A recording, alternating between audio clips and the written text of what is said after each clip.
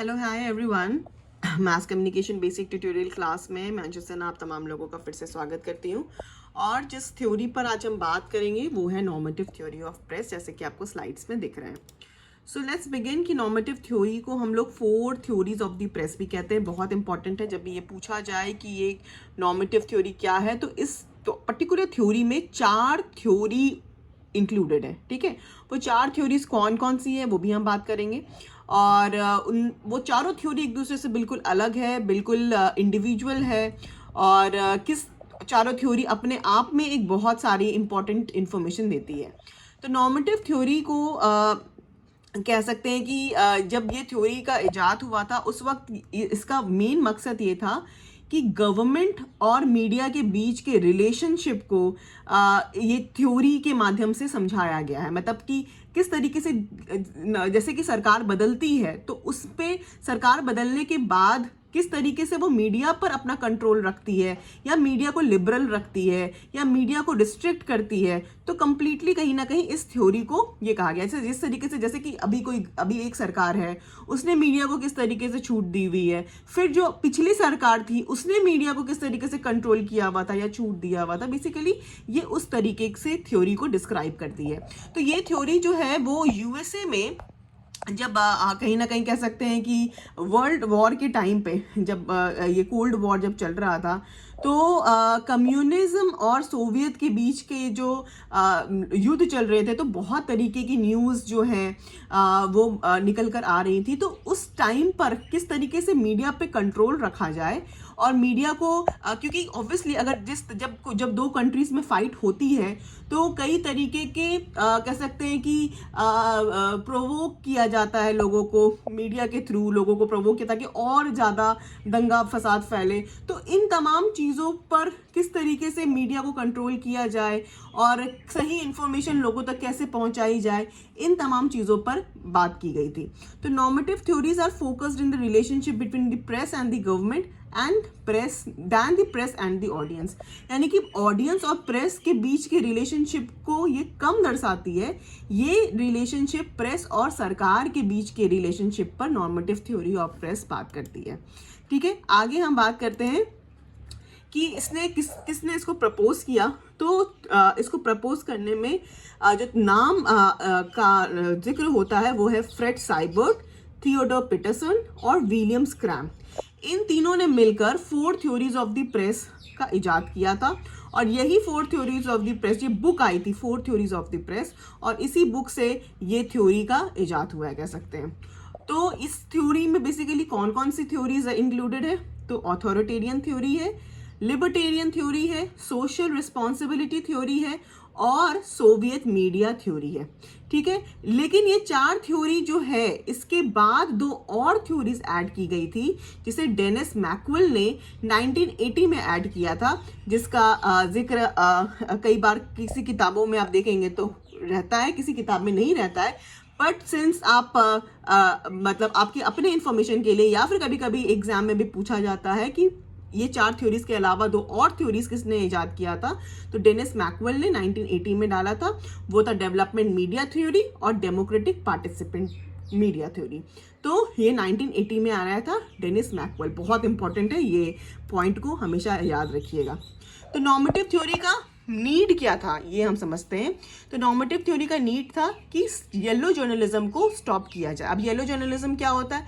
Yellow journalism मतलब sensational journalism. Obviously मैंने बताया आपको कि जब 2 कंट्रीज के बीच, किसी भी 2 व्यक्ति से भी आप समझ सकते हैं, जब 2 व्यक्ति के बीच में लड़ाइयाँ हो रही हैं तो तीसरा आदमी उस चीज़ को बहुत ही बढ़ा चढ़ा कर प्रेजेंट करता है और उस चीज़ का कह सकते हैं कि उसको और इंस्टिगेट करता है, उस चीज़ को और प्रोवोक करता है ताकि और ज़्यादा भड़काऊ चीज़ें निकल कर आए। तो इन चीज़ों को स्टॉप करने के लिए, कर्टेन करने के लिए ये नॉर्मेटिव थ्योरी को लाया गया था। सेकेंड है तो look after whether media working for people with no profit.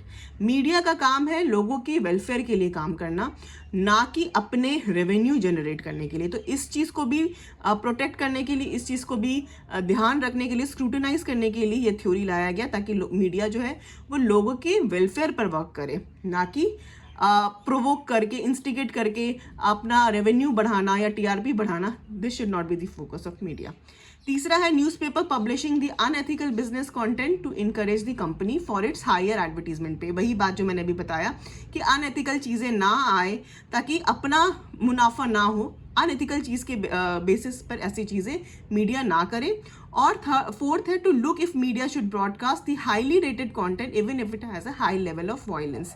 High level of violence media को नहीं दिखाना चाहिए। ये भी कहीं ना कहीं नॉर्मेटिव थ्योरी का एक पर्पस था। ये है 4 थ्योरीज ऑफ द प्रेस, जिसके बारे में मैंने बात किया, जिसमें authoritarian, libertarian, social responsibility, Soviet communist theory, और ये इस तरीके से किताब का नाम और तीनों थ्योरिस्ट का नाम यहाँ नीचे मैंने Fred Siebert, Theodore Peterson and William Schramm. आगे बढ़ते हैं। जैसे कि मैंने 4 थ्योरीज बताया, authoritarian theory, libertarian theory, Soviet communist theory and social responsibility theory.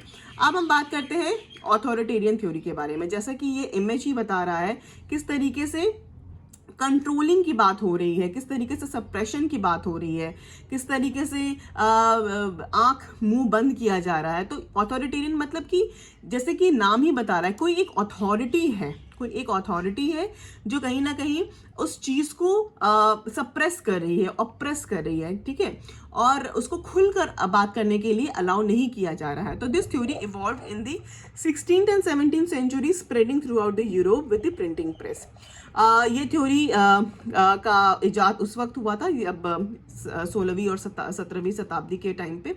और ये इसका मैं अगर जीस्ट समझाने की कोशिश करूं तो ये यही कहता है ऑथोरिटेरियन थ्योरी कि जो राजा है, राजा सर्वोपरि है और उसके ही हित पर हमें बातें करनी है, उसी का गान गाना है, उसी के हित की बातें करनी है, उसी के हमें एक पब्लिक स्पीकिंग के बारे में हमें एक माउथ पीस बनकर रहना है। प्रेस एक माउथ पीस बनकर रहता है ऑथोरिटेरियन थ्योरी में। तब उसको सिर्फ इतना ही काम है कि वो उस गवर्नमेंट के बारे में बढ़ा चढ़ाकर अच्छी अच्छी चीज़ें लिखे, अच्छी अच्छी बातें करे, ताकि लोगों और जनता का जो विश्वास है उस सरकार पर हमेशा बना रहे। तो they held the belief that the ruling elite guide the masses whose intellectual ability was held in low esteem. Public dissent and criticism were considered harmful to both government and the people. और कहीं ना कहीं authorities have the right to permit the media, यानी कि पूरी की पूरी controlling की बात होती है। ऑथोरिटेरियन थ्योरी के बारे में जब हम बात करेंगे तो हम प्लेटो के बारे में बात करेंगे, हम हीगल के बारे में बात करेंगे। तो ये यही कहता है all power lies in the king and king is the supreme, ठीक है। और यानी जैसे कि आप याद रखिएगा, अगर मैं एग्जाम्पल के तौर पर समझाने की कोशिश करूँ तो ईस्ट इंडिया कंपनी जब भारत आई थी तो ऑब्वियसली पहले व्यापार के पर्पस से आई थी, लेकिन व्यापार करते करते उनका इंटरेस्ट पॉलिटिक्स में ये हो गया, डिवाइड एंड रूल और बहुत तरीके की सारी चीज़ें आपको ऑलरेडी पता है।